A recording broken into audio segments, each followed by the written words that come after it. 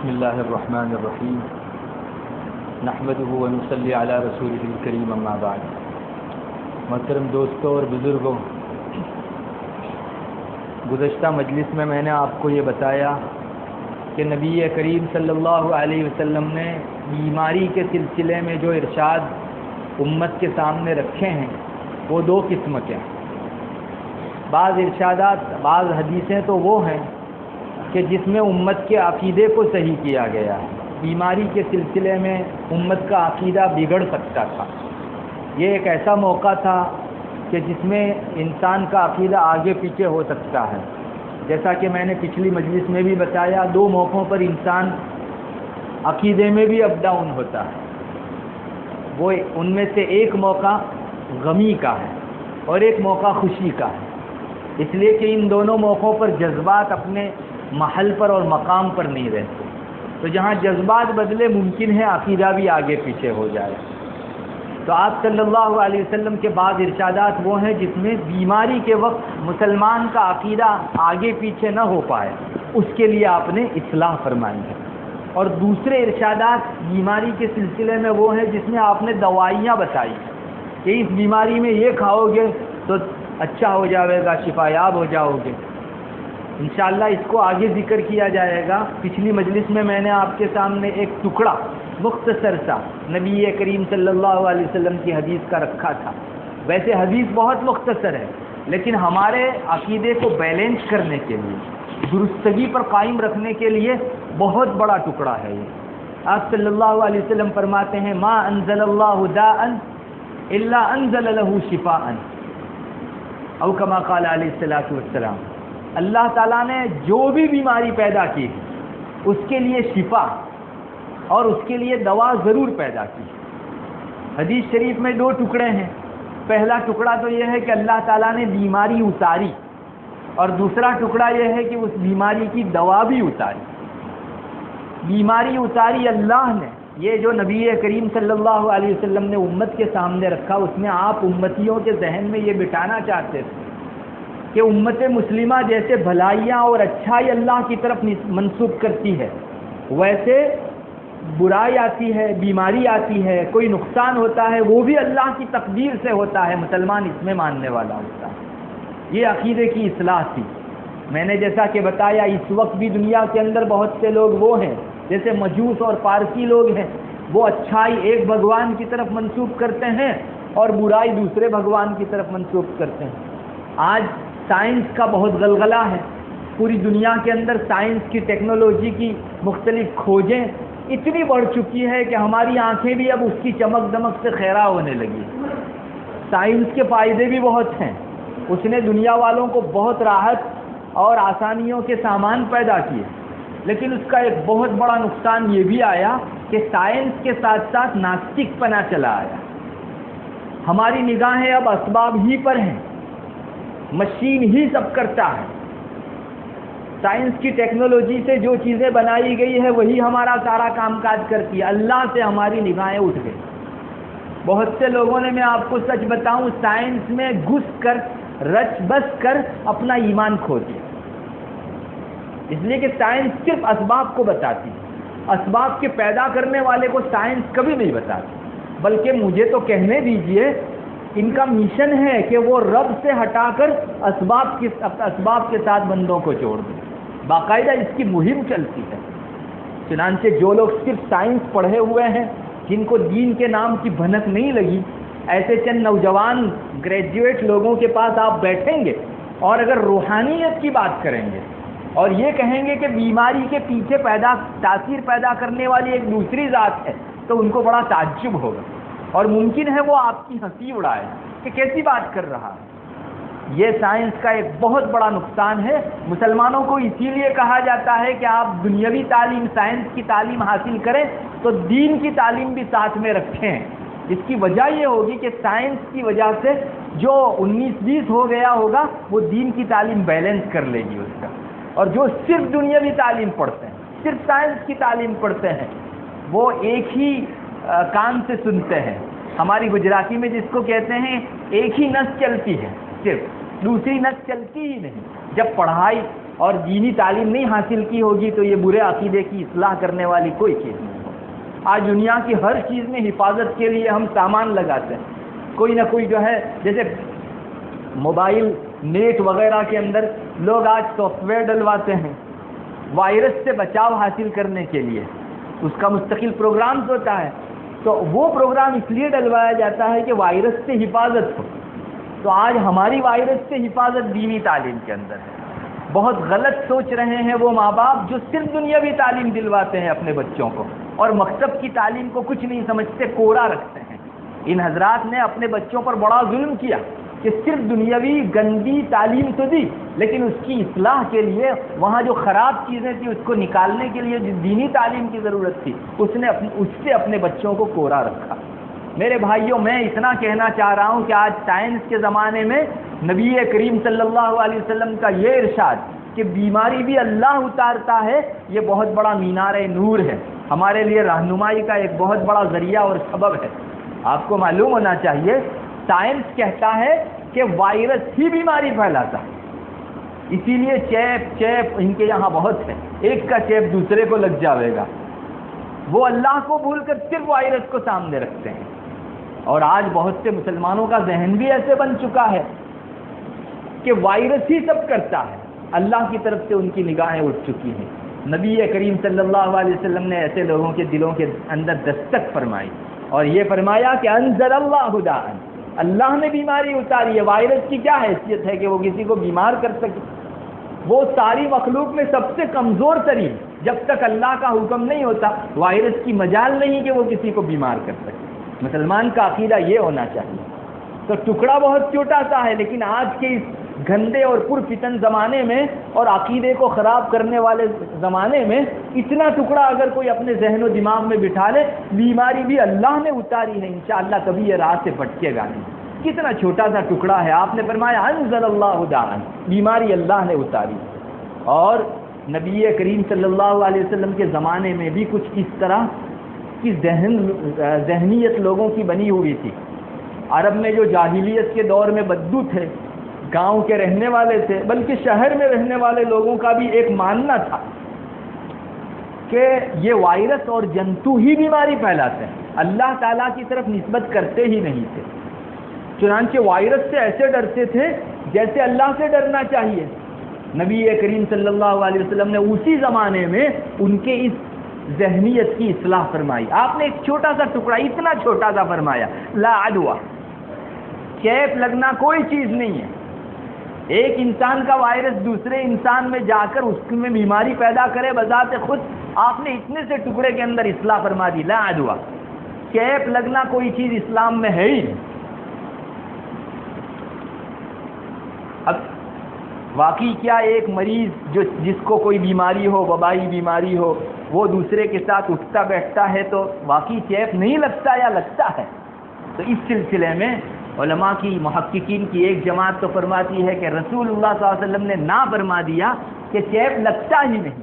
اس لیے ان کا ماننا یہی ہو گیا کہ چیپ کوئی چیز نہیں ہے.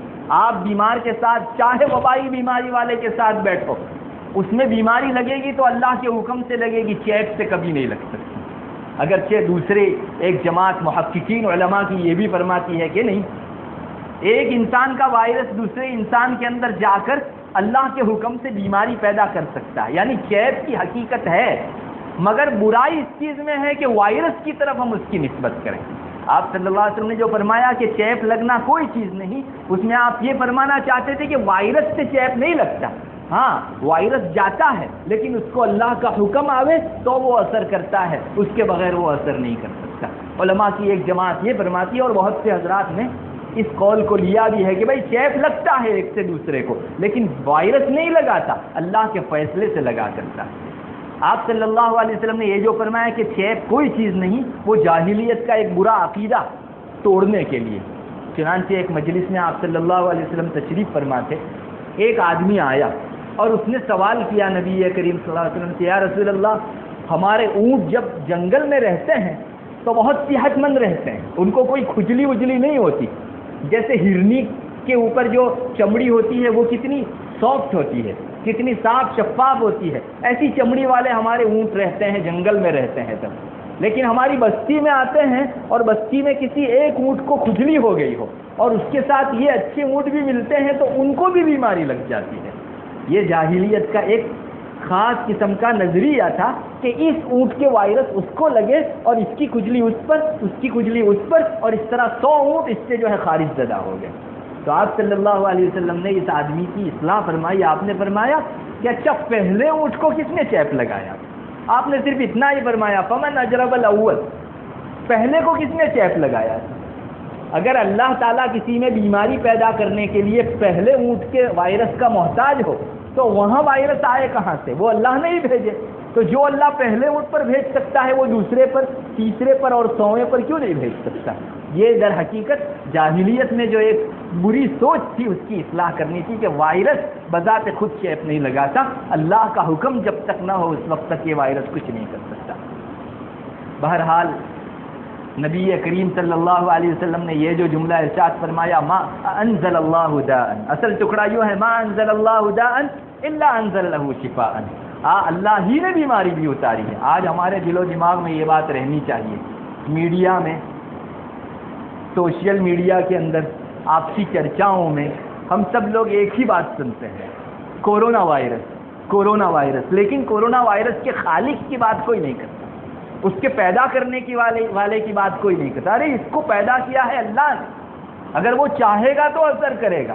یہ بہت بنیادی ضرورت ہے اور اس عقیدے کی اصلاح ہمارے لیے آج کے زمانے میں ویسی ہی ضروری ہے جیسے آپ صلی اللہ علیہ وسلم نے زمانے جاہلیت میں ان بدوؤں کی اصلاح فرمائی تھی. میں اگر آپ کو ایک قدم آگے بڑھ کر یوں کہوں کہ جاہلیت کا زمانہ واپس لوٹ آیا ہے. آج لوگ بہت پڑھے لکھے اپنے آپ کو کہتے ہیں لیکن وہی جاہلیت عود کر آئی ہے، لوٹ آئی ہے جو پچھلے دنوں کے اندر. پچھلے دنوں لوگ ننگے پھرتے تھے، کعبہ کا طواف جو ہے ننگے کرتے تھے. آج کپڑے پہنے ہوئے ہیں لیکن ننگے ہیں. نبی کریم صلی اللہ علیہ وسلم نے آج سے 1400 سال پہلے پیشین گوئی فرماتی تھی کہ رب کاسیات عاریات، بہت سی عورتیں آخری زمانے میں ایسی ہوگی کپڑا پہنے ہوئے ہوگی لیکن ننگی ہوگی. اتنا چست کپڑا کہ نہ پہنتی تو جیسے سب کچھ دکھائی دیتا، چست پہننے کی وجہ سے سارا شیپ اور سب چیزیں دکھائی دیتی. اسلام کہتا ہے یہ کپڑا پہنے ہوئے ہونے کے باوجود ننگی عورت ہے، یا ایسا لباس پہنے ہوئے ہے کہ اوپر سے اندر کا سب دکھتا ہے، اتنا باریک لباس ہے. تو آپ صلی اللہ علیہ وسلم نے کتنا سچ آج سے پہلے فرمایا تھا 1400 سال پہلے کہ وہی جاہلیت کا دور عود کرانے والا ہے، لوٹ کر آنے والا ہے اور کپڑا پہننے کے باوجود بھی لوگ ننگے ہوں گے. اور ساری ہی چیزوں کے اندر آپ کمپیئر کر کے دیکھ لیجئے، جو زمانے جاہلیت کے اندر برائیاں تھیں وہ آج بھی ہو چکی ہیں. زمانے جاہلیت میں یہ ہوتا تھا کہ کوئی آدمی زناخور ہوتا، زناکار ہوتا تو جتنا بڑا زناکار وہ اپنے گھر کے اوپر اتنا بڑا جھنڈا لٹکاتا تھا، لوگوں میں ایک برائی کا اعلان کرنے کے لیے کہ میں سب سے بڑا زناکار ہوں.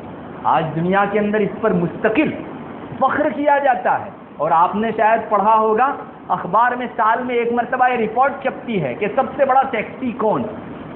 آپ کو بھی معلوم ہوگا مستقل اس کا سروے ہوتا ہے کہ سب سے بڑا، اور اس کو نمبر دیا جاتا ہے اور اخبار میں باقاعدہ یہ چیز چھپتی ہے. برائیوں پر فخر کرنا یہ زمانے جاہلیت کی بات تھی.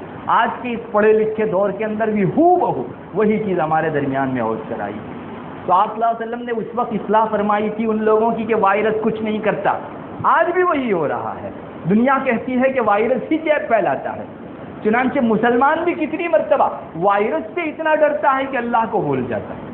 کبھی اپنے رب کے حضور ہاتھ اٹھانے کی اسے کورونا کے دنوں میں توفیق نہیں ہوئی. ہاں ڈسٹنس بہت رکھا ہے، ماسک خوب پہنا ہے اور سب احتیاطات بڑی کی ہیں، لیکن بھول گیا ہے تو اپنے رب کو. یہ وہی جاہلیت ہے. اور آپ اسی کی اصلاح فرمانا چاہتے تھے کہ کیا حیثیت ہے جنتوؤں کی، وائرسوں کی، کیٹاڑوؤں کی. ان کی کوئی حیثیت نہیں ہے. اللہ اس کا بھی خالق ہے اور ہمارا بھی خالق ہے. وہ جب تک حکم نہیں کرتا اس وقت تک وائرس کچھ نہیں کر سکتے. بہرحال ہم لوگوں کو یہ ٹکڑا ہمارے دلوں میں بٹھائے رکھنا چاہیے. ہاں بعض ادب کے موقعوں کے اوپر ایسی نسبت بعض مرتبہ کر دی جاتی ہے، جیسے حضرت ابراہیم علیہ نبینا علیہ الصلوۃ والسلام نے کافروں سے کہا تھا کہ یہ تمہارے بت جو ہیں وہ سب کے سب میرے دشمن ہیں، میرا دوست تو ایک ہی ہے رب العالمین. فإنهم عدو لي إلا رب العالمین الذي خلقني فهو يهدين. جس نے مجھے پیدا کیا اور سیدھا راستہ دکھلایا والذی هو یطعمنی ویسقین، اسی نے مجھ کو کھلایا بھی اور اسی نے مجھ کو پلایا بھی۔ پھر آگے حضرت ابراہیم جو بہت بڑے جلیل القدر پیغمبر ہے وہ فرماتے ہیں وَإِذَا مَرِضْتُ فَهُوَ يَشْفِينِ، جب میں بیمار ہو جاتا ہوں تو اللہ شفا دیتا ہے۔ تو اس سلسلے میں علماء نے فرمایا ہے کہ سب چیزوں میں نسبت اللہ کی طرف کی، اس نے پیدا کیا، اس نے راستہ دکھلایا اور اسی نے جو ہے کھانا کھلایا، اسی نے پینا دیا، لیکن بیماری کی بات آئی تو اپنی طرف نسبت کر رہے ہیں وَإِذَا مَرِضْتُ، میں بیمار ہوا، جبکہ بیماری بھی اللہ تعالیٰ ہی دیتا ہے۔ علماء فرماتے ہیں کہ یہ غایت درجہ ادب کی چیز تھی کہ اللہ تعالیٰ کی طرف جب ادب کا موقع ہو تو اس وقت کی اچھی چیزوں کی نسبت کی جائے اور غلطی کی نسبت اپنی طرف کی جائے۔ علماء فرماتے ہیں کہ انسان کو مرض لاحق ہوتا ہے بے تحاشا کھانے اور اپنی حد سے آگے کا کھانے کی وجہ سے، تو اس میں سبب انسان خود ہی بنتا ہے۔ اس لیے اس موقع کے اوپر اپنی طرف اللہ جیسے ہمارا پیدا کرنے والا ہے، رسول اللہ صلی اللہ علیہ وسلم کو اور تمام انبیاء کو اللہ نے پیدا کیا، ویسے کتے کو، سور کو، سب چیزوں کو بھی اللہ نے پیدا کیا، مگر جب تعریف کا موقع آئے گا تو ہم یہ کہیں گے کہ رسول اللہ صلی اللہ علیہ وسلم کا پیدا کرنے والا، انسان کا پیدا کرنے والا، ہم یہ نہیں کہیں گے کہ کتے اور خنزیر کا پیدا کرنے والا، کیونکہ تعریف کا موقع اور ہوا کرتا ہے۔ تو انبیاء بہت زیادہ ادب لیے ہوئے تھے، وہ ایسے موقعوں کے اوپر بھی تول تول کر اور پھونک پھونک کر بولا کرتے تھے۔ اسی لیے حضرت ایوب علیہ نبینا علیہ الصلوۃ والسلام نے بھی فرمایا وَاذْكُرْ عَبْدَنَا أَيُّوبَ إِذْ نَادَىٰ رَبَّهُ أَنِّي مَسَّنِيَ الشَّيْطَانُ بِنُصْبٍ وَعَذَابٍ۔ آپ کو میں سنا چکا حضرت ایوب بڑی بیماری میں مبتلا ہو گئے تھے، انہوں نے اللہ تعالیٰ کے حضور یہ کہا کہ اللہ شیطان نے مجھ کو یہ بیماری آ لگا دی اور شیطان کی وجہ سے مجھ کو جو ہے یہ تھکن ہوئی ہے۔ تو علماء وہاں بھی یہی فرماتے ہیں کہ وہ یہ سمجھ رہے تھے کہ میری کسی غلطی کی وجہ سے شیطان نے مجھ سے گناہ کروایا اور اس کے سبب اللہ تعالیٰ نے یہ سزا کے طور پر مجھ کو بیماری دی ہے، اس معنی کر وہ شیطان کی طرف نسبت کرتے تھے۔ باقی شیطان نے بیماری دی یہ ہرگز یہاں مطلب نہیں ہے۔ بہرحال میں آپ کو خلاصے کے طور پر کہوں گا ایک بات دل میں بٹھا لو، وائرس کچھ نہیں کر سکتا جب تک اللہ تعالیٰ کا حکم نہ ہو، بیماری بھی اللہ اتارتا ہے جیسے شفا اللہ اتارتا ہے۔